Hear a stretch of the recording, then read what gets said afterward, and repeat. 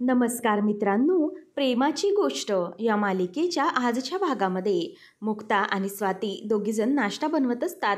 तेवढ्यातच इंद्रा येते. सागर पेपर वाचत बसलेला असतो. इंद्रा म्हणते की काय गं, अगं स्वाते, तो बघ तिथे सागऱ्या बसलाय, त्याला निदान चहा तरी दे. त्यावर मग आता ती म्हणते की हो, हे काय मम्मी, देतच आहे. त्याच वेळेला मग मुक्ता सागरला विचारते की बरं सागर, तुम्हाला आधी नाश्ता देऊ की पोहे देऊ? तेव्हा सागर म्हणतो की नको, आधी मला पोहेच द्या. नंतर मग तिथून कोमल धावत पळत येते आणि कोमल विचारते की काय वहिनी, आज नाश्त्याला काय मेनू आहे? त्याच वेळेला ती म्हणते की खरं तर आज नाश्त्याला पोहे बनवलेले आहेत, पण तुझी काय फरमाईश असेल ती पण आम्हाला सांग, म्हणजे ना तुला जर काही हवं असेल तर ते पण आम्ही तुला द्यायला तयार आहोत. त्याच वेळेला मग ती म्हणते की तसं नाही, मला नाश्त्याला पोहे चालतील, काहीच प्रॉब्लेम नाही आहे. पण ती पुढे म्हणते की काल ना मी मम्मीला असं लोण्याचा गोळा आणताना पाहिलं होतं.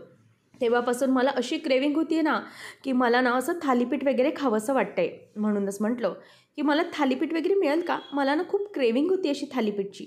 मुक्ता म्हणते की एवढंच ना, ठीक आहे, थालीपीठ देते मी तुला बनवून. तसंही थालीपीठाची भाजणी आहेच आपल्याकडे, थोडी बाकी आहे, मी तुला थालीपीठ बनवून देते. त्यावर कोमल म्हणते की वहिनी, नको नको, राहू देत, सगळ्यांसाठी पोहे बनवलेत ना, मग मीही पण पोहेच खाईन, काहीच प्रॉब्लेम नाही आहे. मग ती म्हणते की अगं असं कशाला म्हणतेस तू? अगं थालीपीठ भाजणी आहे, होईल पटकनच, मी देते तुला थालीपीठ बनवून ना, त्यात काय इतकं? आता काय बाबा, एका मुलीला क्रेविंग्ज होत आहेत, आता मग ते क्रेविंग्स पुरवायलाच हवेत ना. जे काही होत आहे तिचे लाड तर आता झालेच पाहिजेत बाबा, असं म्हणून आता तिला ते चिडवत असतात.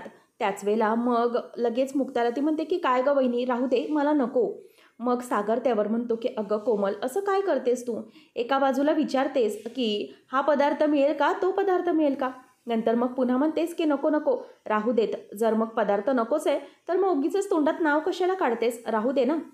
त्यावर मग मुक्ता म्हणते की अगं नको, बस करते मी. तेव्हा इंद्रा येते. इंद्रा म्हणते की अगं बाय कोमल, तुला काय हवं असेल, काय नको खायला हवं असेल ते सगळं आम्हाला सांग. काय ना, आम्ही तुला सगळं पूर्ण करू, तुझी सगळी इच्छा पुरी करू. तुला बांगडा हवा आहे, तुला सुरमई हवे, तुला काय हवं आहे, खेकडा बिकडा सगळं काही आम्ही तुला द्यायला तयार आहोत. म्हणते की मुक्ताला जे काय हवं ते सगळं सांग. आणि काय, आता नंतर लग्नानंतर तू आणि अभिषेकराव काही बाहेरगावी जायचं म्हणताय ना, ते युएस का काय ते, मग तिकडे गेल्यावर तुला हे सगळं आमच्या हातचं खायला नाही मिळणार, असंच तू सांगितलंस ना. मग आता तुझ्या सगळ्या इच्छा आम्हाला पूर्ण केल्याच पाहिजेत. ती म्हणते की हो गं मम्मी, बरोबर आहे. नंतर ती म्हणते की तुला बाकीच्या गोष्टी खायला मिळतील, म्हणजे अभिषेकराव तुझ्यासाठी गोष्टी शिकतील असं तू म्हणालीस तर खरं, परंतु तुला स्वातीच्या हस्ते हातचे भरलेले पापलेट वगैरे कसे काय खायला मिळणार आहेत? असं म्हटल्यावर आता कोमल रुसते आणि म्हणते की बस करा रे, तुम्ही लोक ना मला नुसते चिडवतच असता, सारखे सारखे आपले मला नुसतेच चिडवता, तुमची गाडी माझ्यावरच घसरते. तर मुक्ता आणि स्वाती आता तिला हसत असतात. त्याच वेळेला आता सागर थांबवतो आणि म्हणतो की हे बघ, मी काही चिडवत नाही आहे ना, इकडे चाललंय चिडवणं, बाकीचे लोक चिडवतात, मी काही अजिबात माझ्या बहिणीला चिडवत नाही आहे. त्याच वेळेला मग आता इथे इंद्रा म्हणते की हो रे हो, खरंच आता आपल्या छोटीचे थोडेसेच दिवस राहिले तिकडे, म्हटल्यावर तिच्या सगळ्या इच्छा पूर्ण केल्या पाहिजेत. मग आता ती म्हणते की दादा, मला सांग की हे सगळं असंच घडत असतं, बरोबर की नाही? त्याच वेळेला आता स्वाती म्हणते की हो गं, मला तर माहिती आहे, तू मला सांगितलंयस कोमल की हे सगळं अभिषेकराव करतात म्हणून. नाही म्हणजे अभिषेकरावांना सगळं बनवता येतं, म्हणजे ते तुझ्यासाठी शिकणार आहेत असं तूच तर मला सांगितलं होतंस. तेव्हा आता लगेच कोमल लाजायला लागते आणि ती तिचा चेहरा लपवत असते. त्याच वेळेला मग आता इथे अभिषेकचं नाव काढल्यानंतर स्वाती म्हणते की अगं अभिषेकचंच काय घेऊन बसले, लग्नानंतर जर पुरुषांना सेफ राहायचं असेल ना तर त्यांना शेफ हे बनावंच लागतं. याचं उत्तम उदाहरण आपल्या घरातच आहे.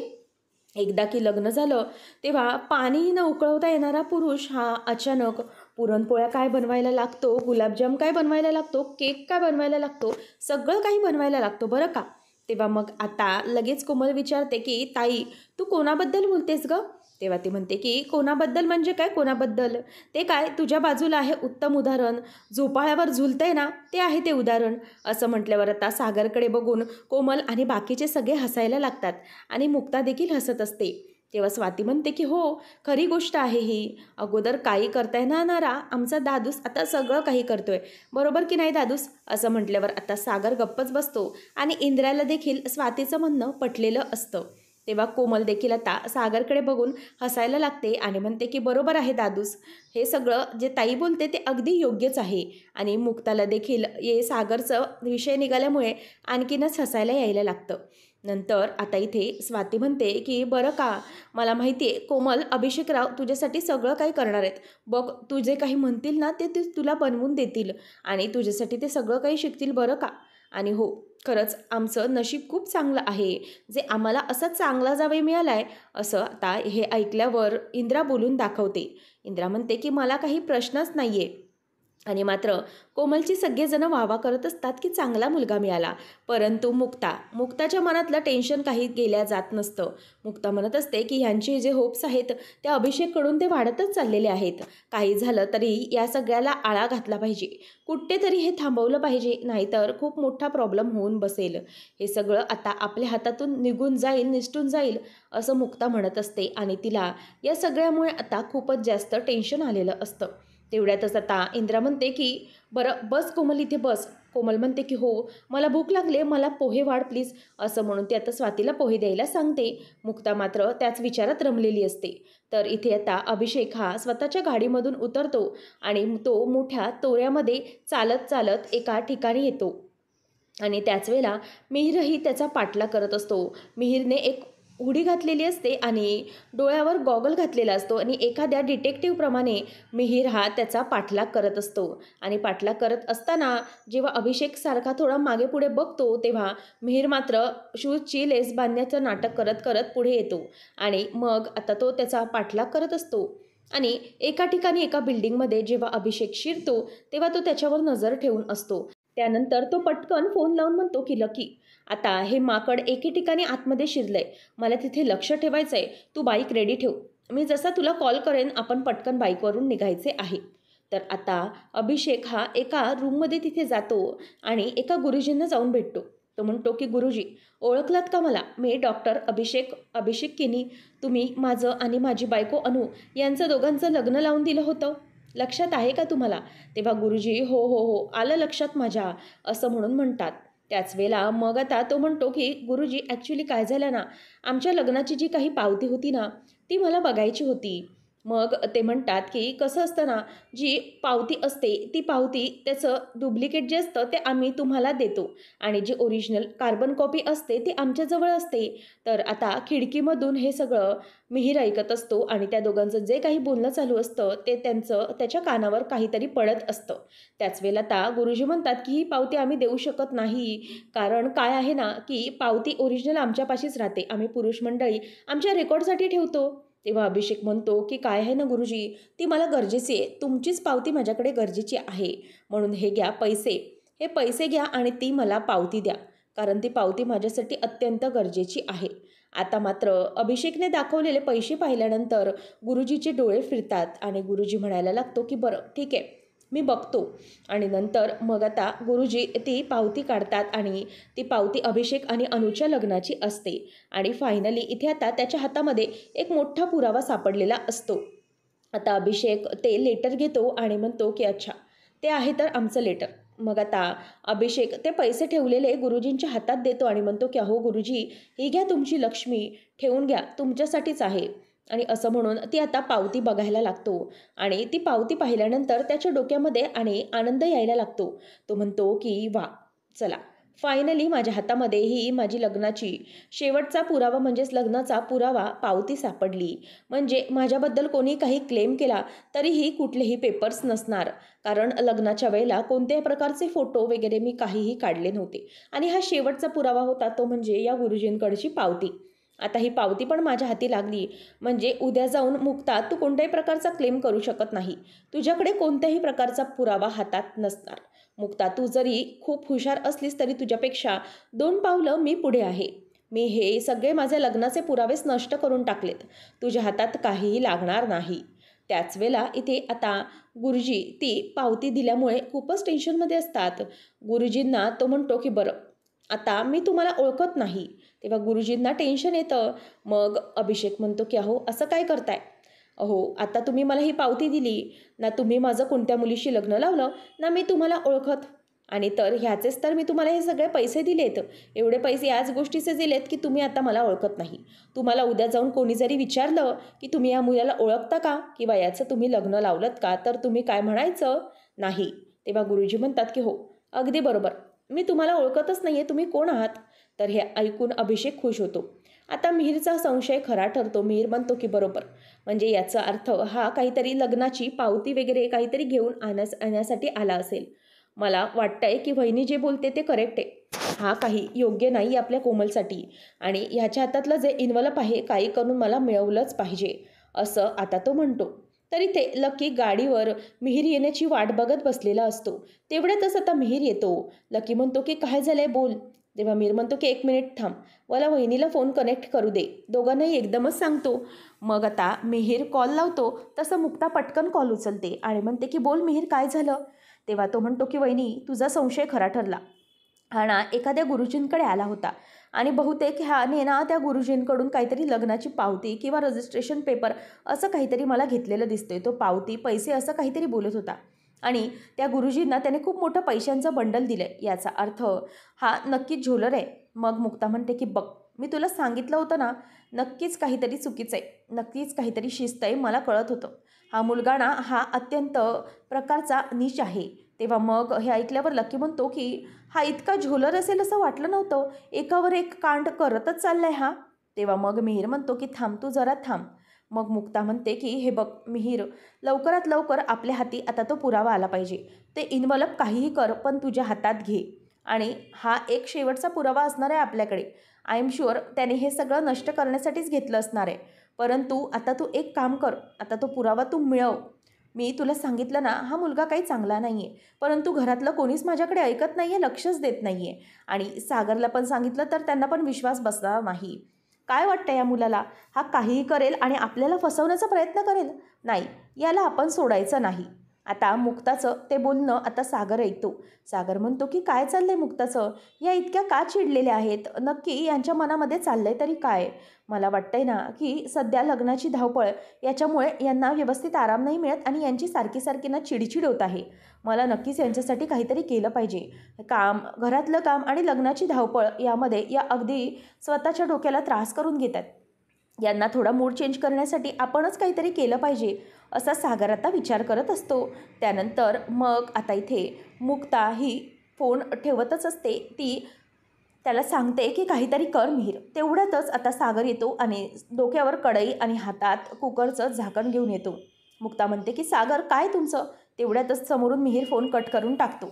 सागर म्हणतो की काय आहे, आजकाल तुम्ही हातात काहीतरी तलवार घेऊनच असता ना, म्हणून म्हटलं की स्वतःचं रक्षण करावं, त्यासाठी मी हे सगळं करतोय. मुक्ता म्हणते की सागर, अहो काय चाललंय हे तुमचं? मी तुम्हाला काय करत आहे का? सागरच्या डोक्यावर जी कढई असते त्यावर मुक्ता आता लाटणीने मारते आणि मग मुक्ताचं पोळं करणं सुरू असतं. सागर म्हणतो की मुक्ता 1 मिनिट जरा तुम्ही थांबा, मला तुमच्याशी जरा महत्त्वाचं बोलायचं आहे. मुक्ता म्हणते की काय आहे सागर आता तुमचं? तेव्हा सागर म्हणतो की मुक्ता, हे बघा, जे काही सध्या चाललंय ना, जी काही लग्नाची धावपळ चालली, त्यावरून मला असं दिसतंय ना की तुम्ही खूप चिडचिड चिडचिड करताय, खूप प्रेशर आलं आहे तुमच्यावर, म्हणून तुम्ही हे सगळं वागताय. मुक्ता म्हणते की सागर, हे तुम्ही मला बोलताय? सतत चिडचिड करणारी व्यक्ती, सतत डोक्या गरम असणारी व्यक्ती मला सांगते की मी चिडचिड करते आणि मग तिचं चपात्या करणं सुरू असतं. तेव्हा आता सागर हा मुक्ताच्या जवळ येतो आणि मुक्ताला जवळ घेऊन म्हणतो की हे बघा मुक्ता, तुम्ही ना जरा शांत व्हा, जरा रिलॅक्स व्हा. मला तुमच्याशी जे काही बोलायचं आहे ते जरा प्लीज माझं ऐका. तेव्हा मग आता इथे सागर म्हणत असतो की मुक्ता, आपण ना एक काम करूया. तुम्हाला ना या सगळ्या स्ट्रेसमधून, या सगळ्या धक्काधक्कीमधूनच ना एक ब्रेकची गरज आहे, अत्यंत गरज आहे. त्याच्यामुळे तुम्ही एक ब्रेक घ्या असं मला वाटतंय. मुक्ता म्हणते की नाही नाही, काहीच गरज नाही आहे. सागर म्हणतो की मला तरी असंच वाटतंय. काय ना, आपली कोमल आहे ना मॉरिशसला वगैरे जाईल. मग मी काय म्हणतो, मी आपल्यासाठी बालीचं वगैरे तिकीट बुक करतो. आपण ना छान बालीला जाऊया. म्हणजे कसं आहे, शांतपणे पाणी आणि वरती असं निळं आकाश, शांतपणे आपण एन्जॉय करूया. तसंही लग्न झाल्यानंतर आपण कुठेही फिरायला गेलोच नाही, म्हणूनच आपण जाऊया, असं सागर हा मुक्ताला म्हणत असतो. त्याच वेळेला आता मुक्ता सागरवर चिडते आणि म्हणते की अच्छा हो, तुम्हाला फिरायला जायचं आहे? नाही म्हणजे इकडे किती गोष्टी पेंडिंग पडल्यात, किती घरामध्ये कामं पडली आहेत आणि तुमचं आपलं काहीतरी वेगळंच असतं.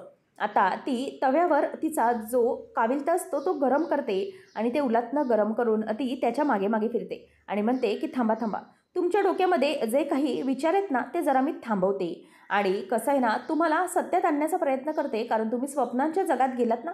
सागर म्हणतो की काय, असंच चटका देऊन तुम्ही मला स्वप्नातनं जागं करणार. मुक्ता म्हणते की मग तेच तर करावं लागेल. तेव्हा सागर आता वैतागतो आणि म्हणतो की काय चाललंय मुक्ता. मुक्ता म्हणते की किती कामं पडली आहेत, आपला कॅटरर्सचं बघायचं आहे, मेनू बदलला आहे, सगळं काही बाकी आहे आणि तुमचं तुमचं काहीतरी वेगळंच चालू आहे. तेव्हा मग आता सागर म्हणतो की मुक्ता तुम्ही ना फार अनरोमॅन्टिक आहात, अनरोमॅन्टिक कोळी, असं म्हणून आता सागर मुक्तावर चिडतो आणि निघून जातो.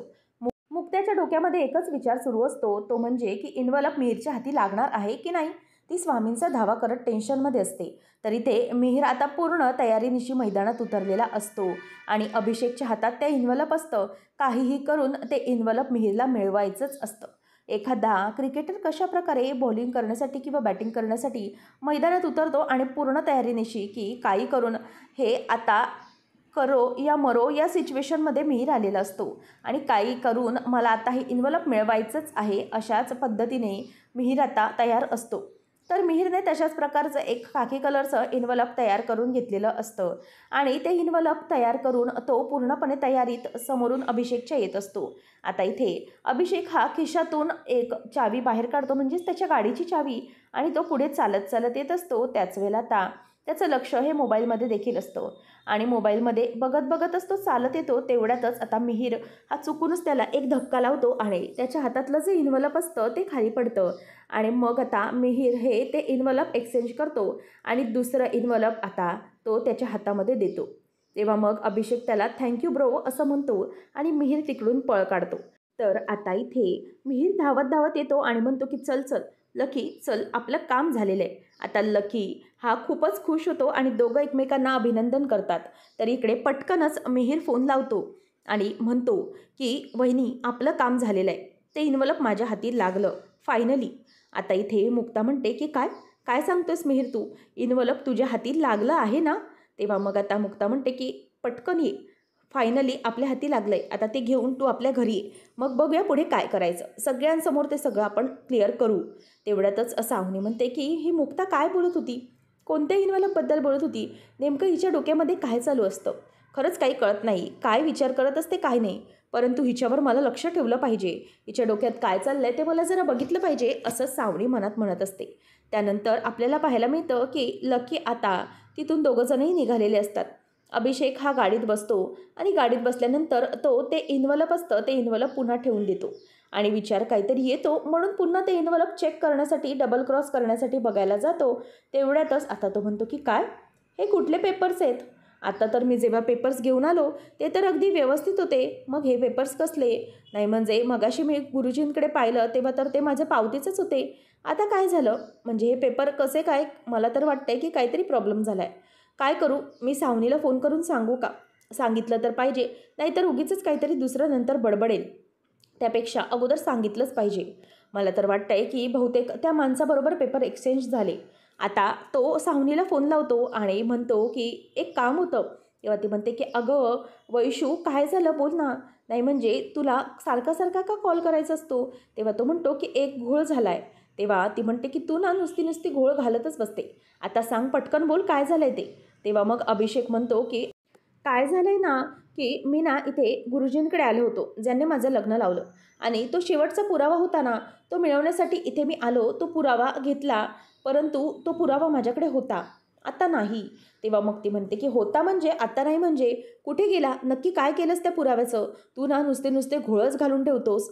तेव्हा मग तो म्हणतो की ॲक्च्युली काय झालं, मला वाटलं की तुम्हाला आनंद होईल, मी इतकं सगळं 2 पावलं पुढे जाऊन विचार करतोय आणि मुक्तापासून सगळेच लग्नाचे पुरावे आहेत ते नष्ट करण्यासाठी मी हे सगळं करत होतो, म्हणजे उद्या जाऊन कोणी काही क्लेम करायला नको की माझं लग्न झालं किंवा काय, म्हणूनच मी हे सगळं करत होतो, परंतु माझं काहीतरी वेगळंच झालं. तेव्हा मग ती म्हणते की मग मूर्खा आता आठव नेमकं काय झालं ते, ते कुठे गेले ते जरा आठव. तेव्हा मग तो म्हणतो की मला तरी वाटतंय की ना आता एका माणसाबरोबर ना मी जेव्हा चालत होतो ना तेव्हा मला त्याचा धक्का लागला आणि तो धक्का लागला आणि बहुतेक आमचा एन्व्हलप चेंज झालं, त्याचं माझ्याकडे आणि माझं त्याच्याकडे गेलं. तेव्हा मग आता ती म्हणायला लागते की काय एन्व्हलप, मग आता तिथे कुठेतरी डोक्यात प्रकाश पडतो. सावनी म्हणते की अरे मूर्खा बैला, ते जे काही इन्व्हलप होतं ते काही एक्सचेंज केलं नाही आहे, ते एक्सचेंज मुद्दाम केलं गेलं आहे. अरे तो जो कोणी होता ज्याचा तुला धक्का लागला ना, तो दुसरा तिसरा कोणी नव्हता, तो मिहीर होता, मिहीर. आणि मुक्ताने मुद्दाम त्या मिहीरला पाठवलं होतं तुझ्याकडून ते इन्व्हलप घेण्यासाठी, आणि तू त्या जाळ्यात फसला गेलास. तुला कळतंय का तू काय माती खाल्ली आहेस ती? उगीचच तुला आता तिकडे जाण्याची काय गरज होती मी म्हणते. तू आणि तुझी बायको दोघेने मिळून माझ्या नुसतं डोक्याला ताप करत असता, माझ्या नाकी नऊ आणत असता. आता तुम्हाला कळतंय का की तुम्ही काय केलंय ते? तेव्हा आता ते इन्व्हलप कसं मिळवणार आहे ते कळतंय का? मग आता ती मुक्ता ते इन्व्हलप सगळ्यांना दाखवेल आणि तुझा क्षणार्धात खेळ संपून जाणार आहे. तुला कळतंय तू किती माती खाल्ली असती? मग आता ती खूप चिडत असते, नुसती त्याच्यावर आग चिंगार करून भडकत असते. तेव्हा मग आता लगेच अभिषेक म्हणतो की हो मग आता काय करायचं आहे, मी काय करू मला कळत नाही. तेव्हा ती म्हणते की काय करायचं आहे, काय करायचं आहे काय? आता मला थोडा विचार करू दे, मला बघितलं पाहिजे की मला काय करायचं ते आता. आता ती मुक्ता ते मेडकडून इन्व्हलप घेणार आणि ते ते ते कुरिअर बॉय काय करेल? ते तर सगळं मुक्ताचंच डोकं आहे, मला माहिती आहे. हे त्या काही मीरचं डोकं नसणार आहे. मुक्तानेच त्याला पट्टी पडवली की असं असं कर, आणि त्याने केलं. आता काय? आता तो कुरिअर बॉय मुक्ताच्या हातात येऊन थेट ते तुझ्या लग्नाचं कुरिअर देणार. आणि आता मग बस काय करायचं याचा विचार करू दे मला. चल फोन ठेव आता, असं म्हणून ती फोन ठेवून देते. आणि सावनी विचार करते की आता मी काय करू? आता कोणत्याही क्षणी हा मिहीर ते पार्सल घेऊन येतच असेल. आता मी काय करू मला कळत नाही.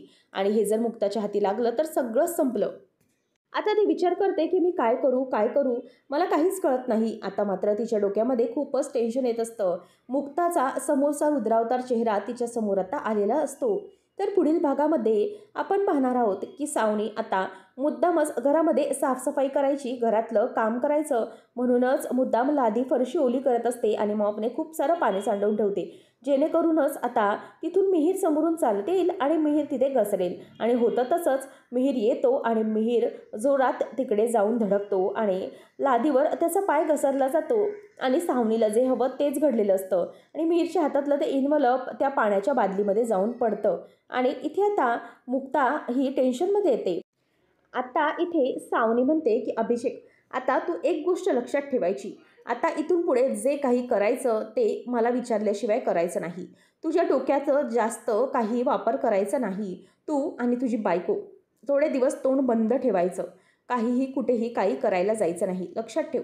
तेव्हा मग आता इथे तो म्हणतो की मग मी एक काम करू का, मी काही घरी येऊन करू का? तेव्हा तो म्हणतो की ती म्हणते की नाही, काहीच गरज नाही आहे सगळं करण्याची. तुझं तोंड बंद ठेव. जर मुक्ताने काही केलं तर मात्र तुझीच वाट लागेल. आता बघ मला पुढे काय करता येईल ते करू दे. ही सगळी तयारी लग्नाची, मग पुढे बघूया आपण काय करता येईल ते. आता मुक्ता मुक्ता तिचं तोंड तर मला बंदच करून टाकायचं आहे कायमचं, असं आता सावनी म्हणत असते. त्यानंतर मुक्ता इथे कोमलला समजवत असते की हे बघ कोमल, काही झालं तरीही कुठल्याही प्रकारचं टेन्शन घ्यायचं नाही. तुझ्या डोक्यात काही असेल, तुझ्या मनात काही खतखतच असेल किंवा तुझ्या मनामध्ये जरा काही खटकत असेल तर काही विचार करायचा नाही आणि मनातलं मनात ठेवायचं नाही. अजिबात कोणतंही टेन्शन घेऊ नकोस. तुला जराही काहीतरी बरोबर वाटत नसलं तर आमच्याकडे यायचं आणि आमच्याशी मन मोकळेपणाने सगळं काही बोलायचं. इथे ते तुला मनात आहे ते तू बोलून दाखवायचं आणि विचार करू नकोस की आम्हाला काय वाटेल किंवा काय नाही वाटेल. After all we are there for your back, असं म्हणून आता ती तिच्याकडे प्रेमाने बघत असते आणि कोमलचं छान प्रकारे असं सांत्वन करत असते. कारण मुक्ताला पुढे जाऊन माहीतच असतं की काय घडणार आहे, म्हणूनच आता ती कोमलला अगदी मेंटली स्ट्रॉंग बनवत असते. तर आता पुढे मुक्ता त्या एका गोष्टीवरून इन्व्हलपवरून पुढे कशा काही गोष्टी साध्य करणार आणि सावनीचं आणि अभिषेकचं कारस्थान साखरपुड्याच्या दिवशी कसं सगळ्यांसमोर आणणार हे पाहणं मात्र रंजकतेचं ठरणार आहे. अशाच मालिकांचे नवनवीन अपडेट्स जाणून घेण्यासाठी आजच आपल्या चॅनलला सबस्क्राईब नक्की करा.